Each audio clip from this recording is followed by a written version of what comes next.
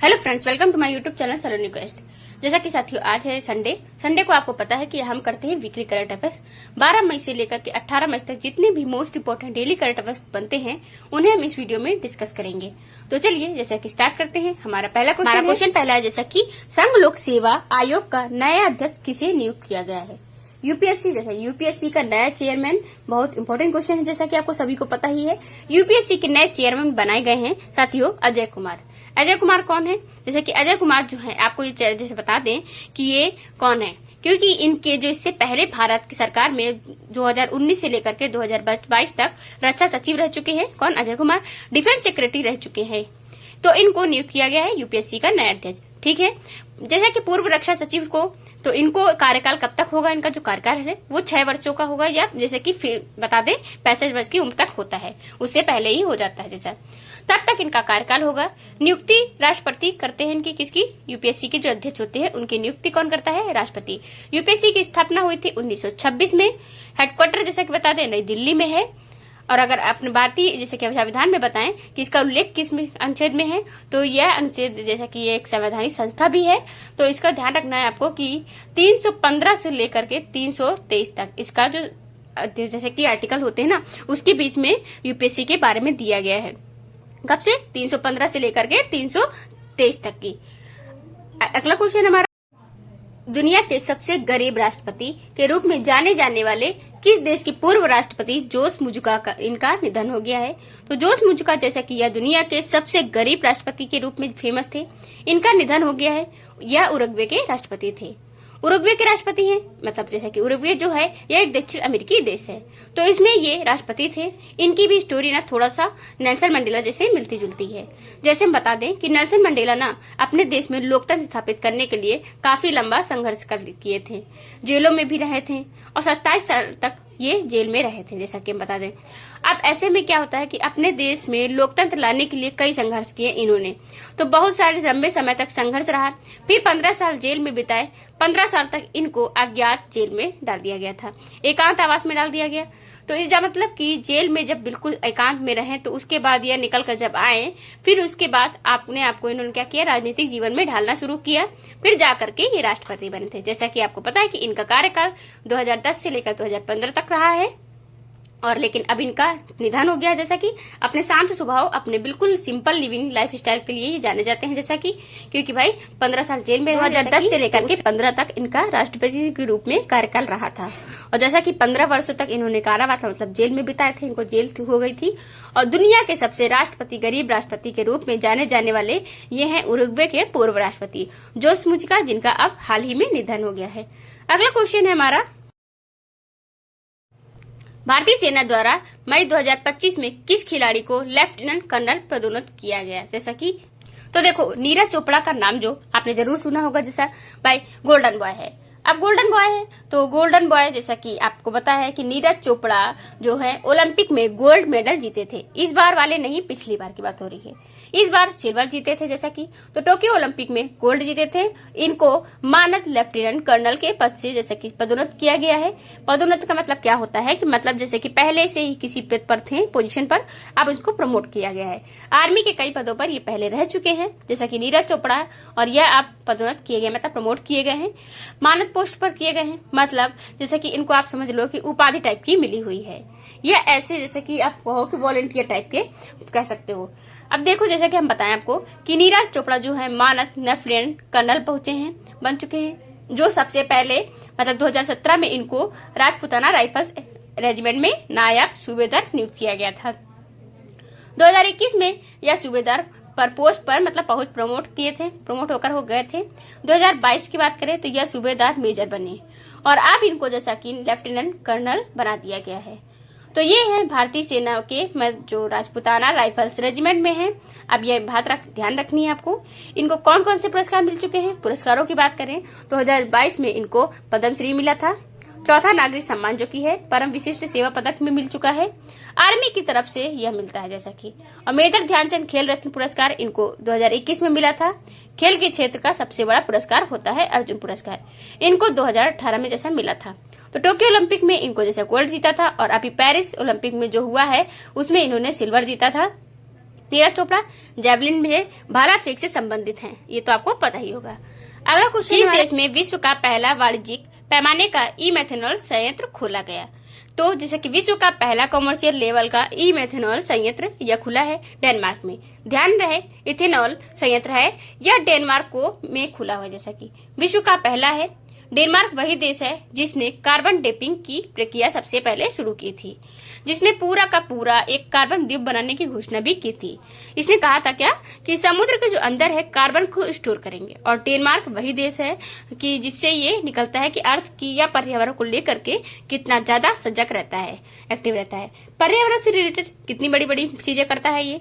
तो डेनमार्क जो है इसने अभी इथेनॉल प्लांट लॉन्च किया है। जैसा कि ई मेथेनॉल प्लांट से क्या होगा, मेथेनॉल साथियों जैसे बता दें हम आपको, भारत सरकार भी इस पर काम कर रही है। आप देख रहे हो कि डिजिटल पेट्रोल की जगह पर हम लोग कुछ परसेंटेज जो है मात्रा में मेथेनॉल का यूज कर रहे हैं। मेथेनॉल का यूज करने से कार्बन का एमिशन कम होता है।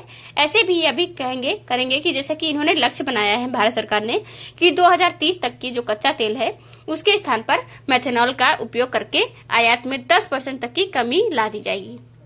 मतलब इनको कच्चा तेल न खरीदना पड़े। यह संयंत्र जो है यह कार्बन उत्सर्जन को कम करने में मदद करेगा। सालाना 42,000 मीट्रिक टन ई मेथेनॉल का उत्पादन करेगा, जो कि लगभग 53 मिलियन लीटर के बराबर होता है। तो इसके लिए सहयोग कर रही है यूरोपियन एनर्जी, जो कि डेनमार्क की ही कंपनी है, और जापान की एक कंपनी है जो कि मिथ्यू। ये दोनों मिल करके यह बना रही है विश्व का पहला व्यावसायिक पैमाने का इथेनॉल संयंत्र। अगला क्वेश्चन हमारा, जैसे हाल ही में कहां पर आतंकवाद विरोधी अभियान ऑपरेशन नादिर शुरू किया गया? ऑपरेशन नादिर बता दे पाकिस्तान में घुस के जैसा कि पहलगाम में हुए आतंकी हमलों का बदला लेने के लिए ये शुरू किया गया। इसके बाद हम लोग अभी बता दें कि चला रहे हैं एक ऑपरेशन और है, जो कि इसका ऑपरेशन किलर। ऑपरेशन किलर नाम से चलाया जा रहा है। जैसा कि तो इसमें ध्यान क्या रखना आपको इसके बारे में कि आपको हम बता दें कि इसके तहत आतंकवादियों को जो ढूंढ के क्या शूट आउट किया जा रहा है। अब तक 6 आतंकवादी हैं मारे जा चुके हैं कश्मीर घाटी में। इसके अलावा अगर बात करें तो ऑपरेशन अभी किया जारी रखा जा रहा है, जिसके बारे में हम बता दें चर्चा हो रही है। जैसा कि ऑपरेशन सिंदूर भी हो चुका है, ऑपरेशन नादेर भी है, किलर भी है। जैसा ये सब ऑपरेशन हैं यही किए जा रहे हैं। सेम कहां पर, जम्मू कश्मीर में, जैसा कि भारतीय सेनाओं के द्वारा चलाए जा रहे हैं। अब सेना के द्वारा है तो सेना के द्वारा चलाए जा रहे हैं जम्मू कश्मीर में ऑपरेशन। तो बता दें कि ऑपरेशन जो है कहानी ये है कि ऑपरेशन नादेर जो है वहां पर एक जगह का नाम है जो आतंकवादी वहां पर रहते हैं, इसलिए वहां पर उनको एलिमिनेट करने के लिए उसी के स्थान के नाम पर नाम दे दिया गया है ऑपरेशन नादेर। तो एंटी टेरर, जैसे कि बता दें एंटी टेरर ऑपरेशंस जो होते हैं इन जम्मू कश्मीर एंड यहाँ पर, इसके लिए ये ऑपरेशन नादेर जो है ये शुरू की गया है। और यह जो है तराल के जम्मू कश्मीर में तराल के जो इलाके होते हैं इलाके में खुफिया जानकारी मिलने पर संयुक्त अभियान जो है शुरू किया गया है, इसलिए ऑपरेशन नादेर को नाम दिया गया है। अगला क्वेश्चन है हमारा, हाल ही में कहां पर 12 दिवस का सरस्वती पुरलू कुंभ जो है शुरू हुआ है? तो सरस्वती पुरलू कुंभ यह भी एक कुंभ मेले की तरह ही होता है। यह तेलंगाना में आयोजित किया जाता है। सरस्वती पुष्कर जैसा कि कुंभ है यह सरस्वती माता की पूजा इसमें की जाती है। जैसा कि सरस्वती नदी को इसमें पूजा भी जाता है। ऐसा माना जाता है कि जैसा कि सरस्वती जो नदी है ये गोदावरी नदी और प्राणहिता नदी मिलकर के इन तीनों का एक संगम होता है, और इसी संगम के तट पर जो तेलंगाना का संगम है उसे बता रहे हैं हम। वहां भी एक त्रिवेणी संगम है, प्रयागराज में तो है ही जैसा कि त्रिवेणी संगम, वहां पर किसका, गंगा यमुना और सरस्वती नदी मिलती हैं। यहाँ पर भी सरस्वती गोदावरी और प्राणहिता नदी मिलती हैं। तो यहाँ भी एक त्रिवेणी संगम है जो कि पड़ता है तेलंगाना के कालेश्वरम में। तो उसी त्रिवेणी संगम पर बता दें ये 12 वर्षों के बाद कुंभ मेले की तरह बिल्कुल यहाँ भी एक कुंभ मनाया जाता है।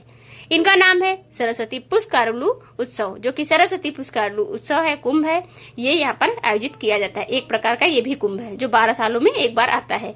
और ध्यान रखना है कि सरस्वती नदी जो है इसको समर्पित है, और सरस्वती नदी आज के टाइम पर जैसा कि विलुप्त है। तेलंगाना की अगर बात करें तो तेलंगाना के बारे में बात करें तो इसकी राजधानी क्या है, जैसा कि यहाँ पर हैदराबाद है। रेवंत रेड्डी सीएम है कांग्रेस पार्टी से। विष्णु देव वर्मा यहाँ के गवर्नर हैं। जिले हैं 33, विधानसभा में 119, लोकसभा में 17 और राज्यसभा में 7 सीटें हैं। भद्रकाली, निजाम सागर, हुसैन सागर झील शेरम टाइगर रिजर्व, कवल वन्यजीव अभ्यारण्य है। और अगर डांस की बात करें तो पेरिनी, थाडियम और वोनालू यहाँ के लोक नृत्य हैं। गोलकुंडा मीनार जैसे बिरला मंदिर, चार मीनार यहाँ के फेमस स्थल हैं। हाल ही में अगला क्वेश्चन हमारा, किसको स्वीडन में भारत का नया राजदूत नियुक्त किया गया है? नए राजदूत की बात करें तो अनुराग भूषण जी को जैसा कि स्वीडन में भारत का नया राजदूत नियुक्त कर दिया गया है। भारत सरकार के विदेश मंत्रालय जैसा कि MEA ने 15 मई 2025 को अनुराग भूषण को स्वीडन में भारत का अगला राजदूत नियुक्त करने की घोषणा कर दी है। अगला क्वेश्चन हमारा, नीरज चोपड़ा ने दोहा डायमंड लीग 2025 में अपने करियर का बेस्ट शुरू करते हुए कौन सा पदक जीता हुआ है? तो जैसा कि नीरज चोपड़ा ने दोहा डायमंड लीग की बात करें 2025 में अपने करियर का बेस्ट करते हुए पदक जीत लिया है सिल्वर, जैसा कि सेकंड मेडल जीता हुआ है। इन्होंने इस बार गोल्ड नहीं जीता है। पिछली बार जैसा कि टोक्यो ओलंपिक में इन्होंने गोल्ड मेडल जीता था, बट इस बार जैसा कि हम बता दें ओलंपिक में इन्होंने जीता है दोहा डायमंड लीग में 2025 में सिल्वर मेडल। नीरज चोपड़ा ने दोहा जैसा कि 90 मीटर मार्क को पार करके हासिल किया है दूसरा स्थान, जबकि इन्होंने पिछली बार से जो भी अपनी हाइट थी, मतलब जो डिस्टेंस है उसके अकॉर्डिंग ज्यादा ही किया था, बेस्ट किया है, 90 मीटर मार्क किया है, पर फिर भी ये दूसरे स्थान पर रह गए। क्यों? क्योंकि मौजूद जो बात करें जो वर्तमान में वर्ल्ड चैंपियन नीरज चोपड़ा ने जैसा कि 90.23 मीटर का थ्रो के साथ में पहली बार 90 मीटर मार्क को पार किया। जर्मनी के जो जूलियन वेबर ने क्या किया कि मतलब उनसे भी ज्यादा कर दिया, जैसे कि उनका क्या है 91.06 मीटर थ्रो के साथ में इन्होंने खिताब जीत लिया है, गोल्ड मेडल। और सेकंड पर हो गए हैं नीरज चोपड़ा जी हमारे भारत के। अब इनकी बात करें तो जैसा कि इनको प्रमोट भी गया है अभी, किनको, नीरज चोपड़ा को, जो कि हरियाणा के रहने वाले हैं। ये एथलीट से संबंधित है, किससे, भाला फेंक एथलीट से संबंधित है। अगला क्वेश्चन हमारा, तीसरा भारत 6G अंतर्राष्ट्रीय सम्मेलन जो है एवं प्रदर्शनी 2025 कहाँ आयोजित किया गया? तो अगर ये बात करें तो तीसरा जो भारत का 6G अंतर्राष्ट्रीय सम्मेलन है और प्रदर्शनी, इसे आयोजित किया गया है नई दिल्ली में। हाल ही में नई दिल्ली में भारत ने 6G 2025 तीसरे अंतर्राष्ट्रीय सम्मेलन और प्रदर्शनी का आयोजन किया है। अगर नई दिल्ली की बात करें, जैसा कि भारत की राजधानी, यहीं पर आदि महोत्सव, जनजाति आदि महोत्सव का आयोजन किया है राष्ट्रपति द्रौपदी मुर्मू जी ने। हाल ही में कहां पर भारतीय सेना ने तीस्ता प्रहार अभ्यास आयोजित किया है? तीस्ता प्रहार जो अभ्यास है ये भारतीय सेना ने आयोजित किया है, पश्चिम बंगाल में आयोजित किया गया है। इसे पश्चिम बंगाल के Teesta field and firing range में भारतीय सेना ने तीस्ता प्रहार नामक एक सैन्य अभ्यास को अंजाम दिया है। यह अभ्यास जो है 8 मई को शुरू हुआ था और 10 मई को जैसा कि तक चला था इसका टाइम। अब इस अभ्यास में हुआ क्या, कॉम्बैट सिनर्जी को परखा गया जैसा कि, और इस अभ्यास में फाइटिंग आर्म्स और सपोर्ट आर्म्स के साथ में एक हिस्सा लिया है। और 8 से 10 मई तक इसका काम, मतलब जो सैन्य अभ्यास है ये चालू रहा था। तीसरा प्रहार सैन्य अभ्यास है, आयोजित किया गया है पश्चिम बंगाल में। पश्चिम बंगाल की राजधानी है कोलकाता। ममता बनर्जी यहाँ की CM है। एंड अगर गवर्नर की बात करें तो CV आनंद बोस यहाँ के गवर्नर हैं। अगला क्वेश्चन है हमारा, हाल ही में आयोजित CCI बिलियर्ड्स चैंपियनशिप 2025 किसने जीत लिया है? जैसा कि आपको पता ही होगा, बिलियर्ड्स हो या स्नूकर, जीतता कौन है? हर बार जीतते हैं पंकज अडवाणी जी। पंकज अडवाणी ने आयोजित जो हाल ही में CCI बिलियर्ड्स चैंपियनशिप 2025 जीत लिया है। इनकी बात करें तो इन्होंने लगातार तीसरी बार CCI बिलियर्ड्स क्लासिक जीता हुआ है और हराया किसको है? ध्रुव सितवाला को 5-2 से इन्होंने हरा दिया है, पंकज अडवाणी जी। अगला क्वेश्चन हमारा, किस राज्य के राज्यपाल की आत्मकथा जनता की कहानी का जो उपराष्ट्रपति द्वारा हाल ही में विमोचन किया गया है? हरियाणा के राज्यपाल हैं बंडारू दत्तात्रेय। इनकी आत्मकथा है जनता की कहानी। इसका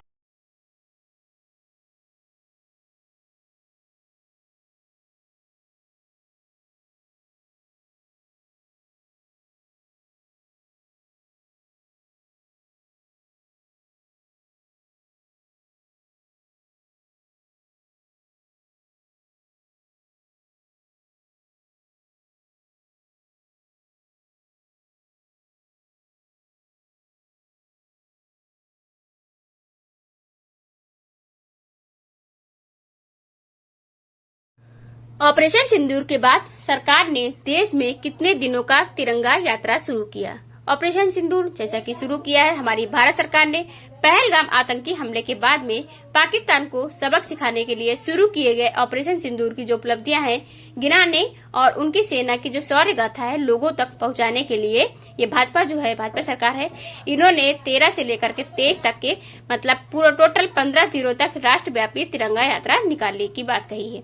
तो इसके अलावा अगर बात करें तो संघर्ष विराम के बाद विपक्ष के हमलों का जवाब देने के लिए भी ये रणनीति बनाई गई है, क्योंकि जैसा कि कुछ लोग बोल रहे थे कि भाई ये पहलगाम अटैक हुआ तो इसका क्या हुआ, इसका क्या रिजल्ट निकला, मतलब सरकार ने बदला नहीं लिया ये वो, तो उसको लेकर के दिखाने के लिए कि हाँ हमने इसका बदला ले लिया है पहलगाम अटैक का।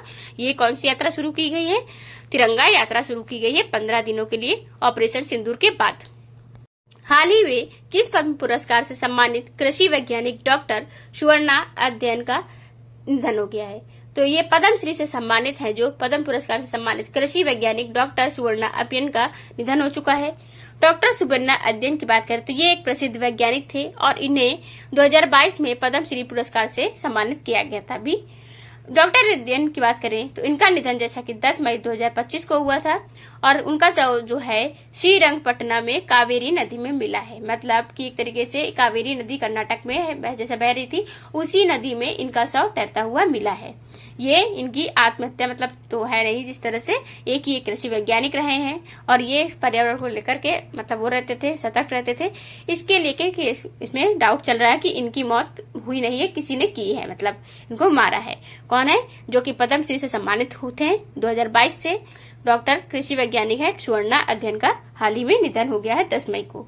अगला क्वेश्चन हमारा, मई 2025 में किसको नालसा का कार्यकारी अध्यक्ष नियुक्त किया गया है? तो न्यायमूर्ति सूर्यकांत जी को नालसा का नया कार्यकारी अध्यक्ष नियुक्त कर दिया गया है। भारत के राष्ट्रपति द्वारा सर्वोच्च न्यायालय के वर्तमान न्यायाधीश न्यायमूर्ति सूर्यकांत को राष्ट्रीय विधिक सेवा प्राधिकरण मतलब नालसा का नया कार्यकारी अध्यक्ष नियुक्त कर दिया है। यह नियुक्ति 14 मई 2025 को प्रभावी होगी जैसा कि बोला गया था और यह सर्वोच्च न्यायालय के दूसरे वरिष्ठतम मतलब दूसरे, जैसे कि सर्वोच्च न्यायालय जो होता है वो हेड होते हैं, उसके बाद जैसे असिस्टेंट होते हैं दूसरे नंबर पर, ये भी एक अच्छे हैं मतलब हाई लेवल के, लेकिन इनका दूसरा नंबर है। तो ये दूसरे वरिष्ठतम न्यायाधीश को इस पद पर नियुक्त करने की परंपरा के अनुरूप है। और नियुक्ति कौन करता है? तो राष्ट्रपति सर्वोच्च न्यायालय के जितने भी चीफ जस्टिस होते हैं, मुख्य न्यायाधीश, उनकी नियुक्ति करते हैं और कर दी है। न्यायमूर्ति सूर्यकांत जी को नालसा का कार्यकारी अध्यक्ष नियुक्त कर दिया गया है। अगला क्वेश्चन हमारा, सौर ऊर्जा से पूरी तरह संचालित होने वाली पहली विधानसभा कौन सी होगी? तो भारत में जैसा कि सौर ऊर्जा से पूरी तरह संचालित होने वाली पहली विधानसभा होगी दिल्ली। दिल्ली की विधानसभा जो है ये पूरी तरह से सौर ऊर्जा पर संचालित होने वाली बन चुकी है। दिल्ली विधानसभा देश की पहली ऐसी विधानसभा बनेगी जो पूरी तरह सौर ऊर्जा संचालित होगी। सोमवार को हम बात करें तो उपराज्यपाल यहाँ के वीके जो सक्सेना है और दिल्ली विधानसभा अध्यक्ष विजय गुप्ता ने 500 किलोवाट और ऊर्जा संयंत्र की आधारशिला रखी है। कब? सोमवार को। जैसा कि दिल्ली है, दिल्ली विधानसभा जो है पूरी तरह से सौर ऊर्जा संचालित होने वाली विधानसभा अब होगी। अगला क्वेश्चन हमारा, हाल ही में किस देश के ला प्रेस को वर्ष 2025 के यूनेस्को प्रेस स्वतंत्रता पुरस्कार से सम्मानित किया गया है? तो जैसा कि ला प्रेस कहाँ का है? यह है निकारागुआ का। निकारागुआ का जो ला प्रेस है, यहाँ पर बता दें हम आपको कि यूनेस्को को ही वेबसाइट जो होती है, इससे ऑफिशियल वेबसाइट से यह आर्टिकल दिया गया था कि निकारागुआ जो है न्यूज़पेपर है ला पर, जो यहाँ पर का जो मतलब मेन टॉपिक है यहाँ का न्यूज़पेपर, यूनेस्को ने इसको पुरस्कार वर्ल्ड प्रेस की फ्रीडम प्राइज ठीक इससे सम्मानित किया है। पूरा नाम इसका क्या है? यूनेस्को, या तो फिर इसको गिल्मो कैनो विश्व प्रेस स्वतंत्रता पुरस्कार कह सकते हैं। तो इस बार के लिए जो मिला है इसको किसके लिए? तो ये सदी के पुराने जो अखबारों में से एक है, 8 मूल शासन के अंतर्गत आता है। निकारागुआ की बात करें, यह होता है प्रेस की स्वतंत्रता के प्रति इसके लचीलेपन को देखते हुए यह अच्छा प्रेस स्वतंत्रता पुरस्कार सूचकांक जो है अभी आया था। तो प्रेस स्वतंत्रता सूचकांक की बात करें, इसमें जो भारत देश है 3 मई को इसको मनाया जाता है, जैसा कि स्वतंत्रता दिवस, प्रेस का स्वतंत्रता दिवस मनाया जाता है। अब इसी दिन क्या हुआ था, जो भारत की रैंकिंग कितनी आई थी? 191 नंबर पर भारत की रैंकिंग है। कितने नंबर पर है? 191 पर है। अब ये आपको याद रखना है। अगला क्वेश्चन हमारा, जैसा कि हाल ही में आयोजित मिस वर्ल्ड फेस्टिवल में किसको मानवतावादी पुरस्कार से सम्मानित किया गया है? मानवतावादी पुरस्कार की बात करें तो मिस वर्ल्ड फेस्टिवल हो रहा है, जैसा कि अभी एक दिन में पता चल जाएगा कि मिस वर्ल्ड का विजेता इस बार कौन है। मिस वर्ल्ड फेस्टिवल जो है हैदराबाद में हो रहा है। अब आपको बता दें कि पहले ही मैंने बताया था कि हैदराबाद में इसका आयोजन किया जा रहा है। तो हैदराबाद में जो हो रहा है इसमें मानवतावादी पुरस्कार दिया जाएगा, और दिया गया किसको? मानवतावादी पुरस्कार जो है इस बार सोनू सूद को दिया गया है। सोनू सूद को दिया गया है, क्यों, किस लिए इनको दिया गया है? तो कोविड के दौरान जब इन्होंने क्या किया था, परोपकारी कर्मों के लिए, मतलब इनके कामों के लिए, इनको याद होगा कि जैसे कोविड के दौरान इन्होंने बहुत सारे जो नागरिक हैं जो फंसे हुए थे अन्य अन्य शहरों में, उनको उनके शहरों तक, राज्यों तक पहुंचाया था इन्होंने, और उनके एनजीओ ने भी काफी हेल्प की हुई थी पब्लिक की। इसलिए इनको टाइम शायद टू बता दे कि चैरिटी फाउंडेशन भी शुरू किया था इन्होंने। तो सूद चैरिटी फाउंडेशन स्वास्थ्य सेवा, शिक्षा और कौशल विकास और आपदा राहत पहलों पर इस काम कर रहा था। कोविड-19 के दौरान इन्होंने जो परोपकारी काम किए थे उसी के लिए इन्हें दिया गया है इनको मानवतावादी पुरस्कार 2025 का। 2024 का पूछा जाए तो किसको दिया है? ये दिया गया है नीता अंबानी जी को 2024 का पुरस्कार, मानवतावादी पुरस्कार। अगला क्वेश्चन हमारा, हाल ही में दिल्ली पुलिस ने स्कूल छोड़ने वाले बच्चों को शिक्षा प्रणाली से जोड़ने के लिए कौन सी पहल शुरू की है? तो जैसा कि दिल्ली पुलिस ने स्कूल छोड़ने वाले बच्चों को शिक्षा प्रणाली से जोड़ने के लिए नई दिशा नाम एक पहल शुरू की है। इसमें क्या है कि जैसे कि दिल्ली पुलिस है, जो वहाँ के जो स्कूल के बच्चे होते हैं जिन्होंने पढ़ाई छोड़ दी है, उन बच्चों की संख्या जो है कम करने और स्कूल न जाने वाले बच्चों को शिक्षा प्रणाली में वापस लाने के मकसद से एक नई दिशा, a path back to learning नाम से नई पहल शुरू करी हुई है। क्या होता है कि जैसे कुछ बच्चे होते हैं पढ़ाई लिखाई छोड़ के, मतलब नहीं पढ़ते हैं, छोड़ देते हैं, तो उनको दोबारा से मतलब पढ़ाई की तरफ ले जाने के लिए नई पहल शुरू करी है। नाम है पहल का नई दिशा। दिल्ली सरकार ने शुरू की है। और दिल्ली की जैसा कि वर्तमान में बता दें तो सीएम बन गई है रेखा गुप्ता, नई दिल्ली की सीएम बनी हुई हैं।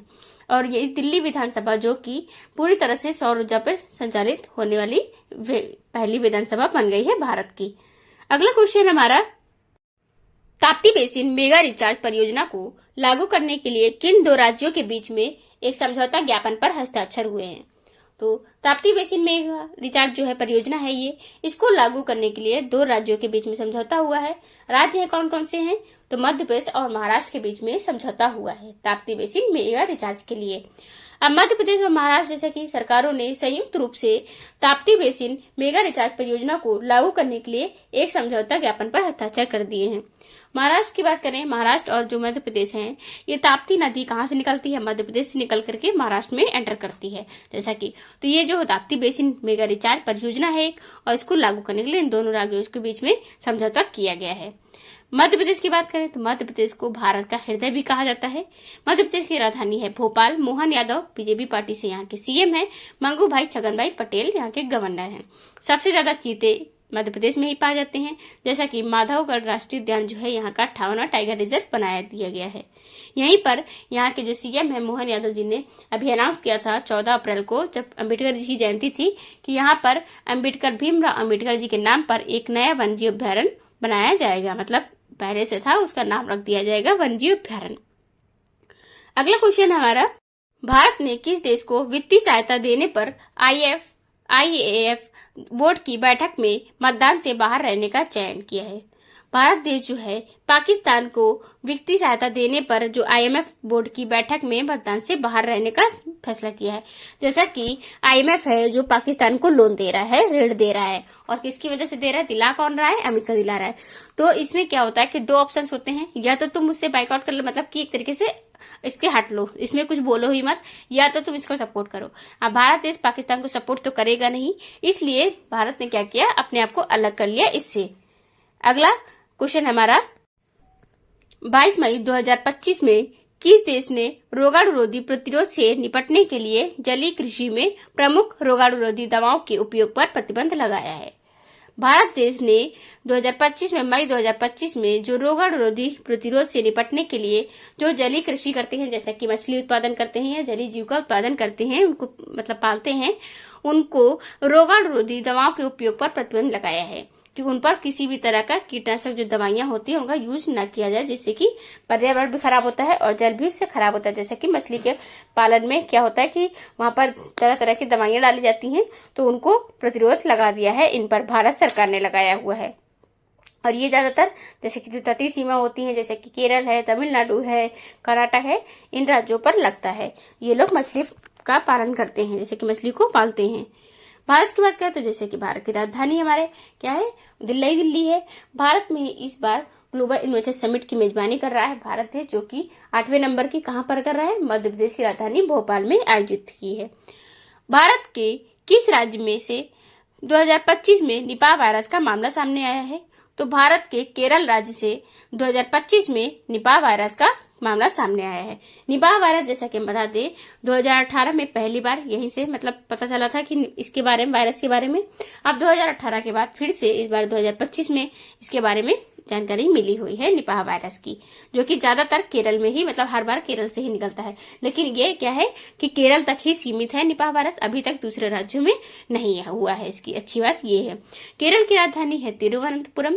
केरल के सीएम है पिनराई विश्वनाथ आर्लेकर यहाँ के गवर्नर हैं। और जैसा कि हम बता दें यहीं पर क्या है, कोच्चि जो कि है अरब सागर की रानी है, कोच्चि जो कि केरल राज्य में स्थित है। केरल की बात करें तो केरल ने एंड प्राउड परियोजना लागू की थी, जिससे कि जितने भी एक्सपायर हुए दवाइयां हैं उनको इकट्ठा करके उनको नष्ट कर दिया जाए। केरल राज्य सरकार द्वारा शुरू किया गया था। मुंबई की बात करें तो मुंबई जो कि भारत की आर्थिक राजधानी है, मुंबई में ही ग्लोबल इन्वेस्टर समिट की मेजबानी होगी। किसकी होगी? मुंबई में वैश्विक शिखर सम्मेलन की मेजबानी होगी इस बार 2025 में। कर्नाटक की राजधानी है बेंगलोर। बेंगलोर में इसरो का हेडक्वार्टर है, जो कि भारत का हमारे अंतरिक्ष स्पेस एजेंसी है। विशाखापत्तनम जो कि अमरावती में स्थित है, विशाखापत्तनम आंध्र प्रदेश में स्थित है। अगला क्वेश्चन हमारा, भारत में कहां पर ब्रह्मोस मिसाइल उत्पादन इकाई का उद्घाटन किया जाएगा? तो जैसा कि भारत में लखनऊ, उत्तर प्रदेश की राजधानी लखनऊ में ब्रह्मोस मिसाइल उत्पादन इकाई का उद्घाटन किया गया। किसने किया है? रक्षा मंत्री राजनाथ सिंह जी ने वर्चुअल रूप से किया है। एंड जो यहाँ के सीएम है, मुख्यमंत्री हैं यहाँ के योगी आदित्यनाथ उत्तर प्रदेश के, उन्होंने ब्रह्मोस मिसाइल उद्घाटन किया है। इसका जो इकाई है, यूनिट का उद्घाटन किया हुआ है। अब यहाँ पर क्या होगा, लखनऊ में उत्तर प्रदेश के ब्रह्मोस मिसाइल बनाई जाएंगी, उनका प्रोडक्शन होगा। जैसा कि उत्तर प्रदेश जो कि जनसंख्या की दृष्टि से भारत का सबसे मतलब ज्यादा जनसंख्या वाला राज्य है और क्षेत्रफल की दृष्टि से चौथा राज्य है। उत्तर प्रदेश की बात करें तो राजधानी जैसा कि लखनऊ है, नवाबों के शहर के नाम से जानी जाती है लखनऊ में। अब यहीं पर बात करें तो एक माधवधर नेशनल पार्क है यहीं पर उत्तर प्रदेश राज्य में। इसकी उत्तर प्रदेश राज्य की गवर्नर है आनंदीबेन पटेल। आईसीसी ने world test championship WTC final 2023-25 के लिए कितने रुपए के पुरस्कार राशि की घोषणा की है? आईसीसी की बात करें तो आईसीसी ने 3.6 मिलियन अमेरिकी डॉलर जो है world test championship WTC final के लिए 2023-25 के लिए इन्होंने टोटल 3.6 मिलियन अमेरिकी डॉलर पुरस्कार राशि की घोषणा करी हुई है। WTC जैसा कि 2023-25 के विजेताओं को 3.6 मिलियन अमेरिकी डॉलर मतलब 125% की वृद्धि मिलेंगे। इससे क्या हो रहा है, प्रॉफिट हो रहा है। जबकि उप विजेता को कितना हो रहा है, 2.1 मिलियन अमेरिकी डॉलर जैसा कि 162.5% की वृद्धि मिलेगी। टोटल जो विजेता होंगे उनको मिल रहा है 3.6 मिलियन अमेरिकी डॉलर। एंड जो उप विजेता है, जो पार्टी सामने वाली पार्टी हारी है, उसको मिल रहा है 2.1 मिलियन अमेरिकी डॉलर। और जैसा कि आईसीसी ने वर्ल्ड टेस्ट चैंपियनशिप जो कि WTC फाइनल में इस पुरस्कार की घोषणा की हुई है। अगला क्वेश्चन है हमारा, 12 से 18 मई 2025 तक संयुक्त राष्ट्र में सड़क सुरक्षा सप्ताह का कौन सा संस्करण मनाया गया? तो 12 से 18 मई 2025 तक अगर बात करें तो यूएन के सड़क सुरक्षा सप्ताह का 8वां संस्करण मनाया गया है।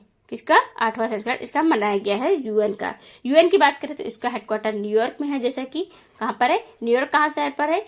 न्यूयॉर्क शहर जो है अमेरिका में स्थित है। अमेरिका की राजधानी है वॉशिंगटन DC। 9 मई 2025 को रूस के मॉस्को में आयोजित 80वें विजय दिवस समारोह में भारत का प्रतिनिधित्व किसने किया? तो जैसा कि 9 मई 2025 को रूस के मॉस्को में आयोजित जो 80वां विजय दिवस था समारोह, उसमें भारत का जो प्रतिनिधित्व है किया है रक्षा राज्य मंत्री संजय सेठ ने। वैसे जाना तो हमारे भारत के प्रिय प्रधानमंत्री मोदी जी को था, जैसा कि रूस ने चाइना के पीएम और जैसा कि भारत के पीएम दोनों को ही बुलाया था। लेकिन यहाँ पर क्या हुआ है, अनफॉर्चुनेटली मतलब यहाँ पर जैसे कि अटैक हो गया था, पहलगाम अटैक, इसकी वजह से पीएम मोदी नहीं जा पाए थे मॉस्को में, रूस में। उनकी जगह पर कौन गए थे प्रतिनिधित्व करने के लिए? रक्षा राज्य मंत्री संजय सेठ गए हुए थे। रूस की बात करें, रूस की राजधानी है मॉस्को। रॉसकॉस्मोस इसकी स्पेस एजेंसी है। व्लादिमीर पुतिन यहाँ के राष्ट्रपति हैं। जैसा कि भारत और रूस के संबंध हमेशा से अच्छे ही रहे हैं। S-400 जैसा कि जिसकी एयर डिफेंस सिस्टम जो हमारे भारत ने 2018 में रूस से खरीदी थी। अब जैसा कि S-400 है, किससे खरीदी? रूस से खरीदी, 2018 में खरीदी थी इन्होंने। अब S-400 एयर सिस्टम है, एयर डिफेंस सिस्टम है, जो कि भारत ने क्या किया है कि जब यहाँ पर पहलगाम अटैक हुआ, उसके जवाब में जब अटैक शुरू हुआ था ऑपरेशन सिंदूर, उसमें इन्होंने भारत ने यूज किया था इसको, जिसको लेकर के क्या हुआ था, हार्पी ड्रोन भी यूज किया गया था भारत की तरफ से। उनके जो मिसाइल्स आ रहे थे, ड्रोन आ रहे थे, उनको क्या रिफ्यूज कर रहा था हमारा भारत का जो S-400 की बात हो रही है। और ड्रोन भी हमारा काम कर रहा था, उनके सारे डिफ्यूज हो गए थे, वो पूरी तरह से मतलब एक तरीके से हार चुके हैं भारत से। अब रक्षा मंत्री जैसा कि हमारे भारत के राजनाथ सिंह जी हैं, गृह मंत्री हैं अमित शाह जी, और यहीं पर विदेश मंत्री की अगर बात करें तो S जयशंकर जी विदेश मंत्री हैं भारत के। भारत सरकार ने स्टार्टअप्स के लिए क्रेडिट गारंटी योजना के तहत में ऋण गारंटी को 10 करोड़ रुपए से के बढ़ा करके कितना कर दिया हुआ है? तो भारत सरकार की बात करें तो स्टार्टअप के लिए क्रेडिट गारंटी जो योजना है, इसके तहत ऋण गारंटी योजना को 10 करोड़ से रुपए के लेकर के कितना बढ़ा दिया है? टोटल डबल कर दिया है, 2 गुना कर दिया है, 20 करोड़ रुपए इसका कीमत कर दी है, भारत सरकार ने किया हुआ है। और ये किया है स्टार्टअप के लिए, जो कि स्टार्टअप करते हैं उनके लिए है क्रेडिट गारंटी योजना। इसके तहत में 20 करोड़ रुपए का, जो सबसे बढ़ा करके 10 करोड़ पहले था, अब इसको 2 गुना कर दिया है, 20 करोड़ रुपए कर दिया है इसको बढ़ा करके भारत सरकार ने। हाल ही में चर्चित पुस्तक win the battle of your mind के लेखक कौन है? अगर हाल ही में चर्चित पुस्तक है जो कि इन्होंने लिखा हुआ है, रीता राममूर्ति गुप्ता ने इस पुस्तक का लिखा हुआ है। ये लेखक है इनकी, win the battle of your mind पुस्तक के लेखक है। अगर और पुस्तकों के नाम की बात करें तो जैसा कि कैलाश सत्यार्थी ने कौन सी पुस्तक लिखी है, ये आप कमेंट बॉक्स में कमेंट करके बताइए। एंड जैसा कि शशि थरूर ने भी एक पुस्तक लिखी हुई है, इसका भी आप कमेंट करके बताइए। विश्वनाथ आनंद जैसे कि ग्रैंड मास्टर है पहले भारत के। अगला क्वेश्चन हमारा, भारत की निरुपमा देवी एशियाई भारोत्तोलन चैंपियनशिप में किस स्थान पर हैं? भारत की जो निरुपमा देवी है एशियाई भारोत्तोलन चैंपियनशिप में इस बार 4थे स्थान पर है। मतलब कि ऐसा समझ लो कि इस बार कोई भी मेडल ये नहीं पाई है, जीत नहीं पाई है, ये बाहर एक तरीके से रह गई हैं। तो ये 4थे स्थान पर है। पहले पर है चाइना, फिर है फिलीपींस और तीसरे नंबर पर दक्षिण कोरिया, 4थे नंबर पर है भारत हमारा। और भारत की निरुपमा देवी जो कि इसमें भाग ली थी एशियाई भारोत्तोलन चैंपियनशिप में, ये 4थे स्थान पर रह गई हैं। ए गाइस, आपको ये वीडियो कैसी लगी? अगर वीडियो अच्छी लगी हो तो कमेंट बॉक्स में कमेंट करके जरूर बताइएगा। एंड अगर अभी तक आपने हमारे चैनल को सब्सक्राइब नहीं किया है तो चैनल को सब्सक्राइब कर लें, बेल आइकन को ऑन भी कर लें, जिससे कि आपको आगे की वीडियोस की नोटिफिकेशन मिलती रहे। Thank you for the watching.